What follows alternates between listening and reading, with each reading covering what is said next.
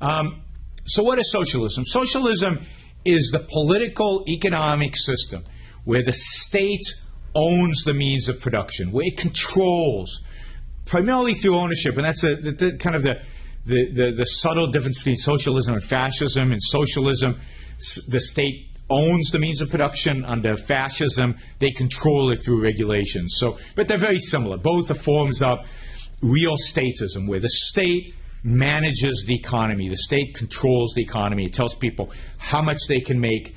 It redistributes wealth on a massive scale, and it regulates and controls what gets produced and at what prices it gets produced.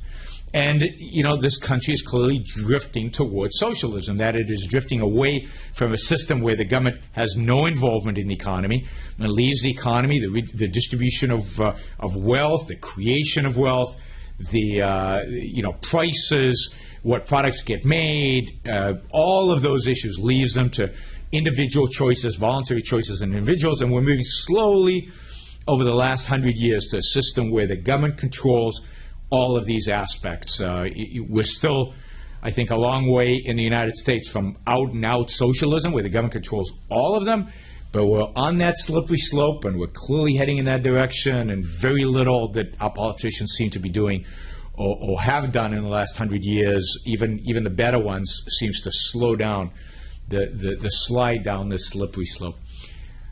Why is it immoral? It's immoral because it violates individual rights, or more fundamentally, because it's anti-human life. It's anti-life. So it's wrong. It's immoral for the government to take money from some people and give it to others. You know, assuming that the people who it's taking it from made it and created it. And we would argue that wealth is actually created. People work hard for the money that they make. Money is just a reflection. It's just a tool, you know, expressing the value of the labor or the thought or the innovation that you've introduced into the marketplace. And when you create that wealth, when you've made that money and it's yours, nobody has a right to pull out a gun and take it from you and give it to somebody else. And you know, once you start doing that, you destroy all the life-giving aspects of a healthy economy. You destroy innovation and creativity and hard work and people really trying, because it's not theirs. You know, it gets taken away, forces being used on them.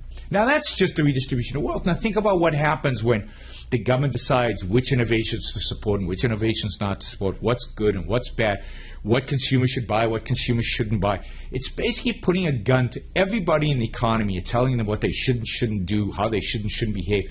And that just destroys people's passion for life, because they're not following their own values.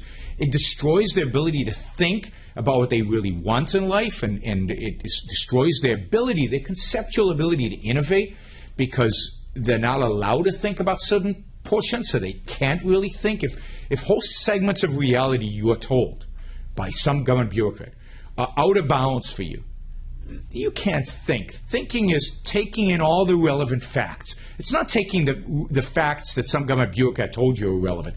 All the relevant facts. And then coming to a decision about what's right and what's wrong, or what works and what doesn't work, or what's efficient or inefficient. That falls apart under any type of regulations. And socialism regulates everything. It regulates every aspect of that. So the human mind collapses. The ability to reason collapses. And therefore, the ability of the individual to take care of himself, to pursue his values, to choose the life that he wants to choose, and to produce in order to facilitate that life, all of that is destroyed. So socialism is evil because it attacks human life. It attacks our reasoning capacity. It attacks our values, our self-interested values, our ability to pursue our own life. And it tells us that we have to sacrifice everything, our life, our wealth, our values, what we enjoy doing, everything for some cause. You know, and depending on the type of socialism, it might be a different cause. The poor, the meek, the proletarian, whatever. And that's just evil. That's just wrong. So if you believe that right is about that which is consistent with human life, that which promotes human life, brings about human flourishing, then you have to reject everything about socialism. Socialism is the opposite. It creates a society which is basically dead. It's dead spiritually, it's dead economically, it's dead from a values pursuit perspective. And if you want to see this, you could have. Not that long ago, socialism was alive and thriving and well, in Eastern Europe and in the Soviet Union, and it was horrible. It was destructive of the human spirit. And when you saw the faces of those young people who tore down the Berlin Wall, you saw what they imagined was possible once they shrugged off socialism, once they dispensed with socialism. So we've had a model, we've seen it, and of course, just in terms of sheer destruction, think about the human lives. Think about the lives lost under Mao or under Stalin. The tens of millions of people that just died.